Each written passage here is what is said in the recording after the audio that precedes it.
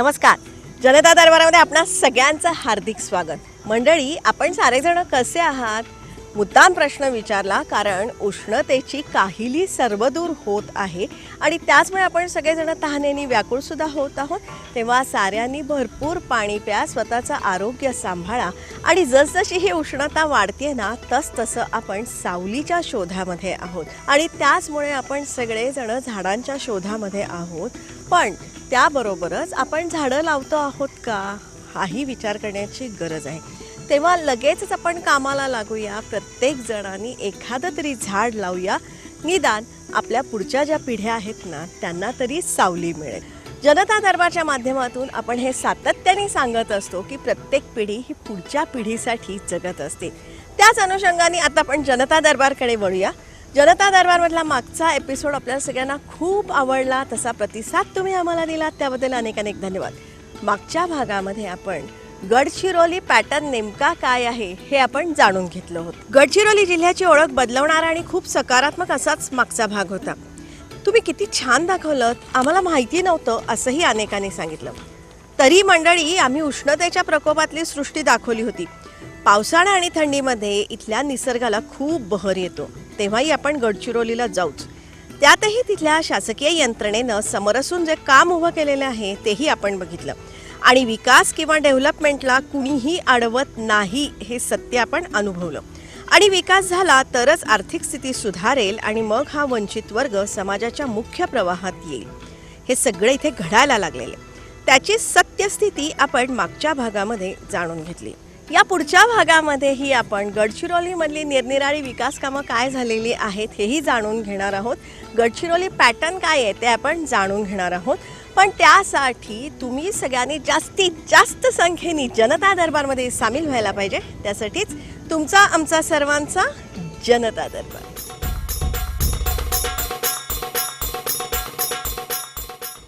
जनता दरबारमधला आपला आजचा विषय खूप चांगला आहे, तुम्हाला सगळ्यांना अतिशय आवडेल, अतिशय सकारात्मक असाच आपला आजचा विषय आहे. आणि तुम्हाला सगळ्यांना माहिती आहे की सध्या आपण गडचिरोलीच्या दौऱ्यावरती आहोत. गडचिरोली पॅटर्न नेमका काय आहे तेही आपण जाणून घेत आहोत आणि इथल्या जनजीवनाच्या लाभाच्या अनेक योजना इथे साकारत आहेत, यशस्वीही होत आहेत, त्याविषयीची संपूर्ण माहिती आपण जाणून घेणार आहोत. त्या अनुषंगानेच मागच्या भागामध्ये आपण गडचिरोलीची ओळख करून घेतली होती.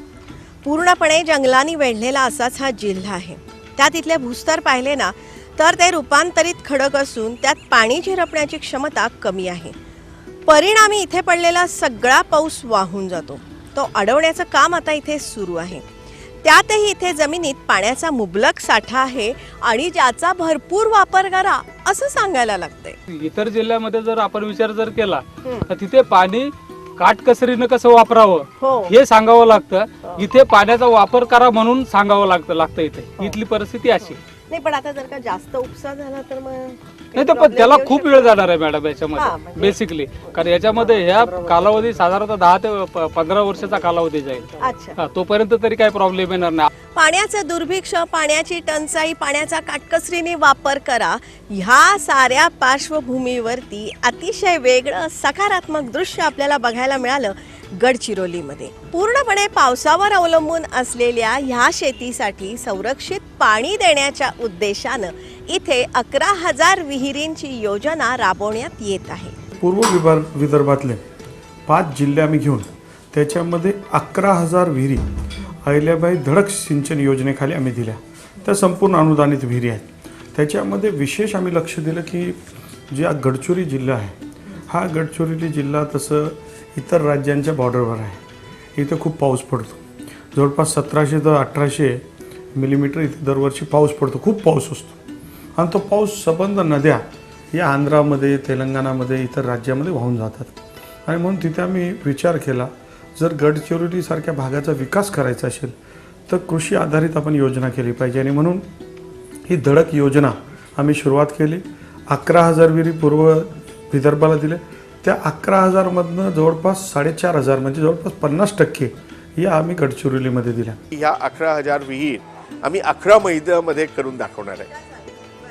ऑलरेडी त्याबद्दलची आपले सरकार पोर्टल आहे त्या पोर्टलवर अर्जाची नोंद करणे सुरू होतं आणि खूप कमी काळामध्ये म्हणजे एवढा भरीव प्रतिसाद आम्हाला शेतकऱ्याकडून मिळालेला आहे. मुख्यमंत्री महोदयांनी त्याला फार, आणि आमचे जे रोजगार हमी योजनेचे जे मंत्री महोदय त्यांनी त्याला फार एक गंभीरतेने घेतलं आहे. आणि मग शेतकऱ्यांना कशा ह्या विहिरी देता येतील याच्यावर जेव्हा विचारमंथन झालं तेव्हा या पद्धतीने अतिशय सुटसुटीत पद्धतीने त्यांना विहिरी देता येतील. आणि या विहिरींचं 11,000 विहिरींचं जे वैशिष्ट्य आहे, आमचे माननीय विभागीय आयुक्त महोदयांचं जे मत आहे की 11,000 विहिरी 11 महिन्यात करायच्या, त्यामध्ये एक मोठी जबाबदारी आमची प्रशासनावर आहे की आपण लोकांचं फॅसिलिटेशन कसं करणार, हे सगळं सुलभीकरण कसं करणार. 11 महिन्यामध्ये 11,000 विहिरींचं उद्दिष्ट साध्य करण्याच्या दृष्टीनं इथे कार्यवाही करण्यात येत आहे. माननीय मुख्यमंत्री महोदयांनी आम्हाला अधिकार दिलेले आहेत की प्रक्रियामध्ये कुठल्याही प्रकारचं सुलभीकरण पाहिजे तर ते आम्ही सुचवलं पाहिजे. आमचे सचिव महोदय स्वतः येऊन कन्सल्ट करत आहेत, तर त्यामुळे जे GR निघत आहेत ते सुद्धा आमच्याशी सल्लामसलत करून विचारविमर्श करून निघत आहेत. तर मला वाटतं की या सुटसुटीत प्रक्रियामुळं शेतकरी जे आहेत ते लवकर हे विहीर पूर्ण करतील आणि त्यामुळे एक वेगळी प्रकारची हरित क्रांती आमच्याकडे घडेल. शेतकऱ्यांना पाणी मिळालं तर त्यांचे 90% प्रश्न मिटतात, ही तर वस्तुस्थिती आहे. पाणी देणं आपलं काम आहे. आता हा नॅचरल सोर्स इथे उपलब्ध आहे, निसर्ग तर इथे भरभरून पाणी देतो आहे, परंतु ते साठवणूक करण्यासाठी ज्या स्ट्रक्चर्स किंवा जे हे आवश्यक आहे तर ते निर्माण करून देणं हेच आता आपलं काम आहे. आणि आता ह्या विहिरींच्या योजनेला शेतकऱ्यांकडून प्रचंड प्रतिसाद मिळत आहे. मंडळी, मुळात मोठाले सिंचन प्रकल्प उभारत असताना त्यासाठी प्रचंड खर्च, प्रचंड कालावधी आणि पुनर्वसनाचे अनेक प्रश्न भेडसावत असतात. त्या पार्श्वभूमीवरती विहिरींची ही योजना अतिशय लाभदायी आहे. 1,500 कोटी किंमत होईल. 11,000 हेक्टरचा एखादा प्रोजेक्ट आपण इरिगेशनचा केला तर आजच्या तारखेत त्याची कॉस्ट राहील 1,500 कोटी. आपली कॉस्ट आहे 275 कोटीमध्ये आम्ही 11,000 विहिरी करतो आहे. आम्ही एका वर्षात कंप्लीट करणार आहे. आजच्या तारखेत 1,500 कोटीचा प्रोजेक्ट व्हायला 15 ते 20 वर्ष हमखास लागतात. 15 ते 20 वर्षानंतर त्याची कॉस्ट 1,500 कोटीच्या चौपट 5पट जाते आणि तेव्हा फायदा होईल. आमच्या ह्या विहिरीचा फायदा लगेच एका वर्षात होईल. हा इतका मोठा फरक आहे. म्हणजेच मंडळी 275 कोटी रुपयांमध्ये 11,000 हेक्टर क्षेत्र सिंचनाखाली येऊ शकतं, हे आपण लक्षात घेण्याची गरज आहे. त्यातही गडचिरोली जिल्ह्यासाठी 4,500 विहिरी मंजूर करण्यात आल्या आहेत. त्याच्याबद्दल खूप वर्ष गडचिरोलीमधून प्रामुख्याने मागणी होत होती की आम्हाला एक 5,000 विहिरी द्याव्या आणि त्यासाठी विभागीय आयुक्त सरांनी व्यक्तिशः मुनगंटीवार साहेबांकडे आग्रह धरून या 6 जिल्ह्याकरता 11,000 विहिरी मिळवल्या आणि त्यापैकी 4,500 म्हणजे 50% विहिरी गडचिरोली जिल्ह्यामध्ये शासनाने मंजूर केलेले आहेत. आणि त्याच्या अनुषंगाने आम्ही निश्चितपणे हा प्रोग्रॅम पूर्ण करत आहोत. किंबहुना अधिक विहिरी आम्ही करू शकतो. मागे माननीय मुख्यमंत्र्यांनी सिरोंच्यामध्ये काही लोकांनी मागणी केल्यावर आढावा घेतला, तेव्हा आमच्याकडे 4,500च्या अगेन्स्ट 8,000च्या पेक्षा जास्त अर्ज आल्यामुळे आम्ही वाढीव पण कार्यक्रम हा करू शकतो. म्हणजेच मंडळी, ह्या योजनेला गडचिरोलीमध्ये प्रचंड प्रतिसाद मिळालेला आहे. आता ह्या जिल्ह्याला वाढीव उद्दिष्टही मंजूर करण्यात आलं आहे. त्याच अनुषंगानं मंडळी, आम्ही गडचिरोली जिल्ह्यात आरमोरी, कुरखेडा, चामोर्शी आणि आहेरी या तालुक्यात फिरलो. अनेक विहिरींची कामं बघितली, तिथल्या स्थानिक लोकांशी संवाद साधला, सरकारी घटकांची मनोगत जाणून घेतली. ती जशीच्या तशी तुमच्यासमोर आम्ही मांडत आहोत. आरमोरी तालुक्यातल्या शंकरनगरमधल्या मंजेवाडा ह्या कोअर एरियातल्या सुंदर विहिरीपासून आपण सुरुवात करूया. आणि इथे जी विकास कामं झालेली आहेत त्यासाठी इथल्या अधिकाऱ्यांनी नेमकं काय काय उपाययोजना केलेल्या आहेत किंवा इथल्या स्थानिकांचं आणि या सगळ्या सरकारी अधिकाऱ्यांचं जे एक अनोखं किंवा विश्वासाचं नातं आहे जे आम्हाला आत्ता सापडलं, तेही आपण जाणून घेणार आहोत. शेवटी एक असतं, एकमेकांवरती विश्वास ठेवल्यानंतरच आपण पुढे जात असतो आणि कधीही आर्थिक प्रगती जेव्हा होत असते ना, तेव्हा इतर समस्या सगळ्या संपून जात असतात. अर्थात त्यासाठी एकमेकांना मदत करणंही गरजेचं असतं. त्यासाठी गडचिरोलीचा नेमका पॅटर्न काय आहे ते आपण बघतो आहोत. बिलासाठी काही तकलीफ नाही आहे आम्हाला. आम्ही खूप खुशी आहोत. आपला पावसाळ्यामध्ये जो फसल आहे आपला, त्या फसलामध्ये या पाण्याचा फार उपयोग आहे. म्हणजे एखाद्या पाण्यासाठी आमचा फसल मार खाते. तर या विहिरीचं पाणी चांगला लागला.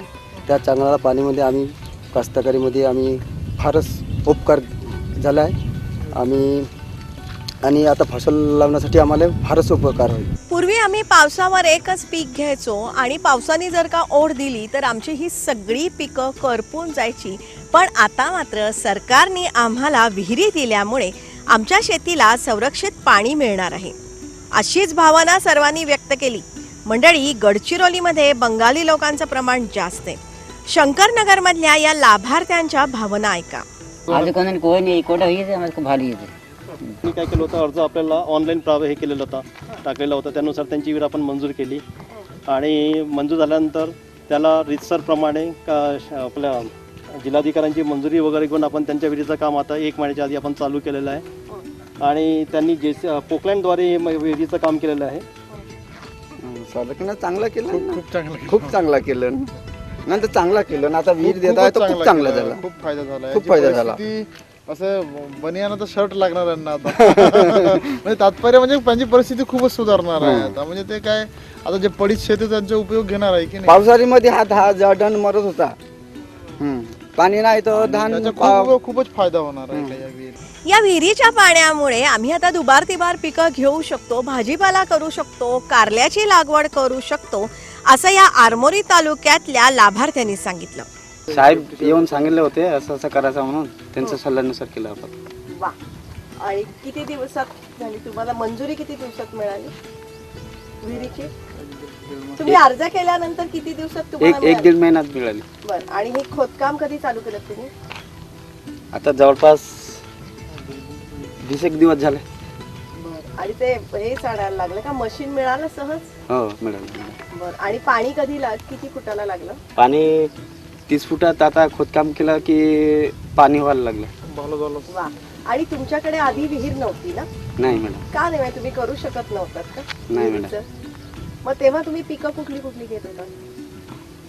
आधी विहीर नव्हती तेव्हा कुठली पिकं तुम्ही घेत होता? ते बरसातीच्या पाण्यानं. बरसातीच्या पाण्यावर. कुठलं? धान. बरं. आणि मग आता हे पाणी आल्यामुळे काय फायदा होणार आहे? आता कारली लावणार, ते भाजीपाला आहे वेगवेगळे ते लावणार. कारलीच का लावणार? का बरं? आवडतं का काय? कारली आपल्या शंकरनगरमध्ये कारलीच हे म्हणजे कास्तकारीने जास्त कारली लावते, त्यांना त्याचं उत्पन्न जास्त येते कारलीमध्ये. का बाजार आहे? बाजारपेठ मॅडम कारलीच आहे. म्हणजे ट्रक दररोज सायंकाळी इथे 2 ट्रक लागतात नागपूरसाठी. 2 ट्रक नागपूरला जातात कारली. म्हणजे बाजारपेठ सहज उपलब्ध होतं म्हणून कारली त्यांना फायदा पण होतो. भाव जास्त भेटतात आपल्याला. किती? आता सध्या 22-25 रुपये आहे, 22 रुपये आहे किलो, 20 रुपये किलो आहे जागेवर. प्रत्येक विहिरी बागे जवळपास 2 हेक्टर ही शेती सिंचनाखाली येईल. आणि जे गरीब कास्तकार आहेत, जे एका पाण्यामुळे त्यांचं धान्य उत्पादन होत नाही, धान पीक उभं असलेलं मरून जाते, तर त्याला जीवदान मिळेल. आणि चांगलं पीक आल्यामुळे त्यांच्या धान्याला चांगलं भरघोस असं आर्थिक उत्पादन मिळेल, त्यांना पैसे मिळतील आणि त्याच्यामधून त्यांचं जीवनमान हे उंचावेल. कुरखेडा तालुक्यातल्या ह्या विहिरीच्या कामावरती प्रचंड लगबग दिसत होती. विहिरीतला राडारोडा काढण्याचं काम इथे सुरू होतं. खोदाई करताना जे पाणी निघालं ना, त्याचाही फायदा इथे करून घेण्यात आला. यांना ज्यावेळेस आता विहिरीचं बांधकाम जसं त्यांना आम्ही म्हटलं की विहीर तुम्हाला मंजूर झाली आहे, यांना एवढा आनंद झाला. लगेच आहे ना त्यांनी वर्क ऑर्डर थोडंसं मिळायचंही होतं, आम्ही द्यायचं होतं, तरीसुद्धा मशीन आणून आम्ही खोदकाम सुरू करून घेतलं. आणि त्याच खोदकामामध्ये जे निघाले जो पाणी आहे त्यावेळेस वॉटर लेवल भरती होती, त्याच लेवलवर त्यांनी मग ते पाणीचं त्यांनी अगदी 100% युटिलायझेशन केलं. त्यांनी विहिरीचं काम सुरू आहे आणि त्या याच्यामध्ये विहिरीचं जे डिवॉटरिंग होत आहे त्या याच्यामध्ये रब्बीचं पीक पण त्यांनी उत्पन्न घेतलेलं आहे. लगेच सुरू पण झाली. नेमकी कधी मिळाली ही विहीर? हां, यांनी ऑनलाईन अप्लिकेशन केलेलं होतं नोव्हेंबर महिन्यामध्ये यांनी अप्लिकेशन केलं, ऑनलाईन अप्लिकेशन. त्या याच्यामध्ये आम्ही सगळं स्क्रुटिनी केलेलं आहे, यांच्याकडून डॉक्युमेंट्स पण मागवलेले आहेत, यांचे जितके सातबाऱ्यावरती नावं आहे त्यांची मंजुरी पण घेतलेली आहे, सहमतीपत्र घेतलेलं आहे. त्यानंतर यांना GSDA कडून भूजल सर्वेक्षण यांच्याकडून प्रमाणपत्र मिळालं पाणी उपलब्धतेचं. त्यानंतर आम्ही त्यांना पात्र ठरवून तालुका समितीची मंजुरी घेऊन जिल्हास्तरीय समितीची मंजुरी झाली आणि त्यांना मग पंचायत समितीमार्फत माननीय खंड विकास अधिकारी यांनी त्यांना प्रशासकीय मान्यता, आमच्याकडून तांत्रिक मान्यता झाली. आणि कार्यारंभ आदेश देण्यात आला. पूर्वी आम्ही फक्त 50% उत्पादन घ्यायचो, पण आता मात्र या विहिरींचं पाणी मिळाल्यामुळे आम्ही आता 100% उत्पादन घेणार असं या लाभार्थ्यांनी सांगितलं. आधी आपण धानाचा पीक घेत होतो मॅडम, आता आपण रब्बीला पाणी लावलं, आता याच्यानंतर आपण हिरवा भाजीपाला लावू. विहीर झाल्यानंतर आपण आपल्याला शासनाने विहीर दिली, बहुत चांगलं झालं.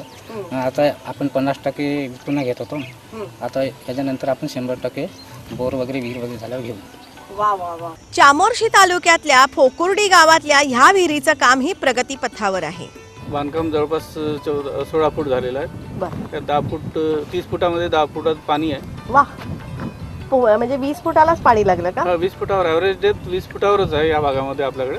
बर, कुठं कुठं वर असते, कुठं थोडी खाली असते, पण ॲव्हरेज 20 फूट 30 फुटामध्ये 20 फूट लेवलला आपल्याकडे पाणी येतं. बर. आता मग या भागामध्ये या विहिरींसाठी नेमकी किती प्रतिसाद, मागणी किती, काय आहे तुमचं म्हणणं?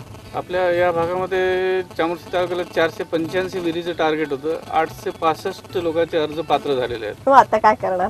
आपण 485 यादी पूर्ण झाल्यानंतर त्यातले काही कमी जास्त झाले तर वेटिंग लिस्टमध्ये घेऊ, किंवा टार्गेट वाढलं तर उर्वरित वेटिंग लिस्टचे जे लोक आहेत त्यांना आपण प्राधान्य देऊ. खूप आनंद आहे. पाणी मिळालं म्हणजे एक फसल आपली चांगली होईल, दुसरी फसल पण होईल. पाणी भरपूर असल्यामुळे. बर, आता काय काय तुम्ही लावणार आहात? कापूस आणि सोयाबीन वगैरे, धाने लावू शकतो, गहू लावू शकतो. वा. भेंडाळा गावातल्या ह्या विहिरीच्या बांधकामाचं शास्त्रशुद्ध मोजमाप सुरू होतं. या साऱ्या विहिरींमध्ये बोरवेल घेण्यात येते, जेणेकरून पाणी अक्षय टिकतं. ब्रोकर नाही जमत नाही, डगवेल करायचा प्रयत्न करू पुन्हा आतमध्ये 8 फुटाचं. होत असेल तर ठीक आहे, नाही झालं तर इनवेल बोर करावं लागेल. अहेरी तालुक्यातल्या महागाव इथेही बऱ्याच विहिरींचं काम सुरू आहे. अहेरी तालुक्याला 455 उद्दिष्ट आहे. अहेरी तालुक्यामध्ये आपण सद्यस्थितीत 284 विहिरींना मंजुरी देऊन कार्यारंभ आदेश झाले. पैकी आपल्या 265 विहिरी सुरू झाल्या. त्याच्यामध्ये हे महागाव खुर्चे लाभार्थी आहे दीपक विठ्ठल आलाम यांच्या विहिरीचं आपण काम सध्या सुरू केलेलं आहे. खोदकाम पूर्ण झालेलं आहे. त्यांना प्रथम आपण देयक दिलेलं आहे आणि त्यांच्या विहिरीचं बांधकाम सुरू आहे. आपल्या शेतात विहीर असावी हे प्रत्येक शेतकऱ्याचं स्वप्न असतं आणि हे स्वप्न सरकार पूर्ण करत आहे. आणि आता या विहिरींमुळे आम्हाला पाणी मिळालेलं आहे आणि त्यातून आम्ही दुबार तिबार पिकं नक्की घेऊ शकतो असं ह्या शेतकऱ्यांनी सांगितलं. योजना चांगली आहे, चांगली योजना आहे. आणि लहान असेल किंवा मोठा जरी असेल शेतकरी तरी तो स्वतःच्या पैशाने एवढं मोठं काम करू शकत नाही. शासकीय अनुदान असल्यामुळे एवढं मोठं काम करते. नाही तर कोणताही कास्तकार मोठ्यात मोठा कास्तकार जर तुम्ही आणले तरी एवढं मोठं काम नाही करू शकत. सर ज्वारी नाही तर सोयाबीन तूर. अच्छा, म्हणजे वेगळे इथे धान नाही घेत. धान नाही, आता पाण्याची सोय नव्हती ना. आता पाण्याची सोय झाल्यावर आता काय घेणार? धान, मिरची, मकाई. वा, मिरची इथली प्रसिद्ध आहे का? शेतकऱ्याने तर फायदा होऊन राहिलाच आहे. आणि आज का शेती काय आहे, फक्त आमच्याकडे शेती फक्त एकाच फसलची शेती आहे, ते वर पाण्याची. आता इरिगेशनचं पाणी भेटतो पण एकाच पिकाला भेटतो, दुबार पिकाला काही भेटत नाही. आणि ही जर योजना सक्सेस झाली तर इथं कास्तकारचा चांगला लाभ घेऊ शकेल. धान लावून दुसरा पीकही पुन्हा घेता येईल, भाजीपाला घेता येईल, काही घेता येईल. मंडळी, ही यशोगाथा इथे गडचिरोलीमध्ये साकारली आहे आणि त्यातूनच इथला विकास शक्य होतो आहे, हेही आपण साऱ्यांनी लक्षात ठेवायला पाहिजे. जनतेला या साऱ्या सोयी सुविधा देण्याबरोबरच त्यांना सक्षम करणं हाही त्यामागचा उद्देश आहे. जे गरिबी हटावचे जे नारे असतात त्यामध्ये फक्त शासन आत्तापर्यंत असा विचार करत होता की गरिबी हटवण्यासाठी आपण पैसे दिले पाहिजे, लोकांच्या खिशात अनुदान दिलं पाहिजे. परंतु हा अभियान त्यापेक्षा अगदीच वेगळा आहे. सक्षम करायचा आणि त्यासाठी कंटिन्युअस सपोर्ट द्यायचा. Instead of being carried away by this news items, personal contact जर असेल, they can be verified. Come once, go back. So you should believe your own eyes than the TV or the paper. शेतकऱ्यांना सिंचनाच्या जर का अशा शाश्वत सोयी सुविधा उपलब्ध करून दिल्या ना तर शेती फुलणार आहे. आणि हे जाणून घेऊनच सरकारतर्फे विविध उपक्रम राबवण्यात येत आहेत. शेतकरी बंधूंना मी हेच आवाहन करतो की एकतर विहीर करण्याचे जे जुने अनुभव आहे ते एकदम विसरून जा. हा एकदम नवीन विचारसरणीने करत असलेला विहीर प्रकल्प आहे. त्याची जशी मंजुरी प्रक्रिया एकदम आपल्याला जवळ करून आणि मैत्रीच्या पद्धतीने केलं, त्याच्यामध्ये कुठं शासकीय पद्धती ठेवली नाही. तर आता ही मंजूर झालेले जे आहेत त्यांना आमची तांत्रिक यंत्रणा खूप लवकर आपल्याला लाईन आऊट देणार आहेत. पण लाईन आऊट दिल्यानंतर कामाचं सातत्य साधायचं आहे. यामध्ये कधी निधीचा तुटवडा होणार नाही. त्यामध्ये मशीन लावायची जिथे खरोखरच गरज आहे, जिथे ब्लास्ट करण्याची गरज आहे, ती आम्ही आमचे तांत्रिक एजन्सीकडून सारखा अहवाल घेणार. आमचे उपविभागीय अधिकारी या कार्यक्रमाचे प्रमुख संनियंत्रक आहेत. जिल्हा परिषदच्या सर्व लघुसिंचन यंत्रणा याच्या मागे राहणार आहेत. आपण सर्व शेतकरी बंधूंना प्रयत्न करायचे आहे. एक विहीर झाली, शेतकऱ्यांच्या मनामध्ये स्वप्न असतं की जमीन माझ्याकडे, ती जर बागायत झाली, ओली झाली तर माझं जीवन सुखी होईल. आणि मग एक विहीर जर झाली तर साधारणतः 5 एकरपासून तर 10 एकरपर्यंत आपल्याला तिला भिजवता येते. आणि म्हणून एकदाची विहीर त्याला मिळाली की कायमस्वरूपीचा प्रश्न त्याचा निकाली निघतो. म्हणून महाराष्ट्र सरकारचा प्रयत्न असा आहे की जो आमचा पूर्व विदर्भातला जो आमचा शेतकरी आहे, विशेषतः गडचिरोलीसारखा मागासलेला भाग आहे जिथे आदिवासी बहुल इलाका आहे, छोटे शेतकरी, त्या शेतकऱ्यांना विहीर द्यायची. विहीरबरोबर एकदा विहिरीला पाणी तर तिथे 100% लागणारच आहे. त्या पाण्याबरोबर विजेची कनेक्शन द्यायचं. शेत, विहिरेमध्ये पाणी आणि त्याला असलेलं कनेक्शन जर हे आम्ही त्रिसूत्री करू शकलो तर त्याच्या जीवनामध्ये फार मोठी क्रांती होणार आहे. आणि ती क्रांतीची सुरुवात देवेंद्र फडणवीस सरकारने सुरू केली. त्याला फार मोठा प्रतिसाद मिळाला. बघा मंडळी, आपण कुठल्याही बाबतीमध्ये सकारात्मकता जर का शोधायला लागलो ना तर अनेक चांगल्या गोष्टी आपल्या समोर येतात.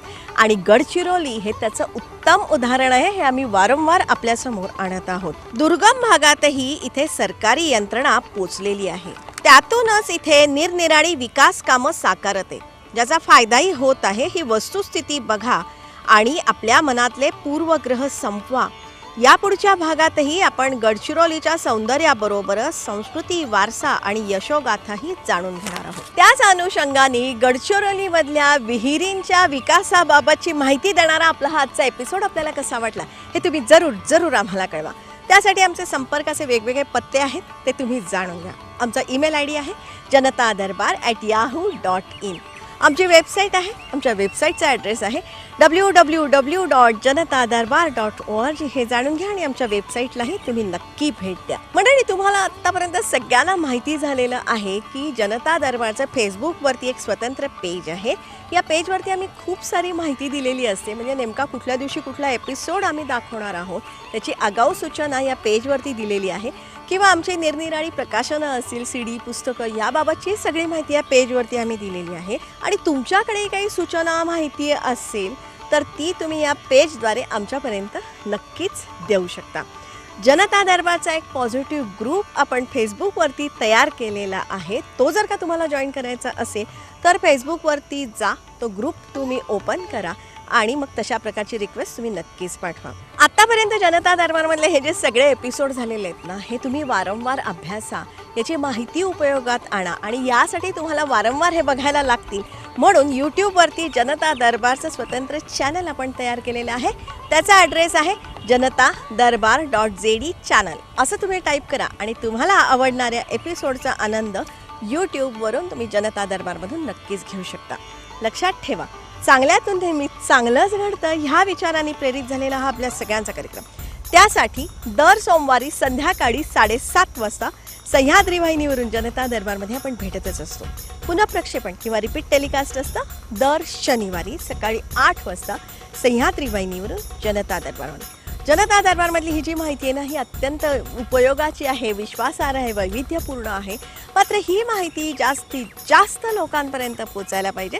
त्यासाठी जास्तीत जास्त संख्येने जनता दरबारमध्ये सामील व्हा. त्यासाठी तुमचा, आमचा, सर्वांचा जनता दरबार.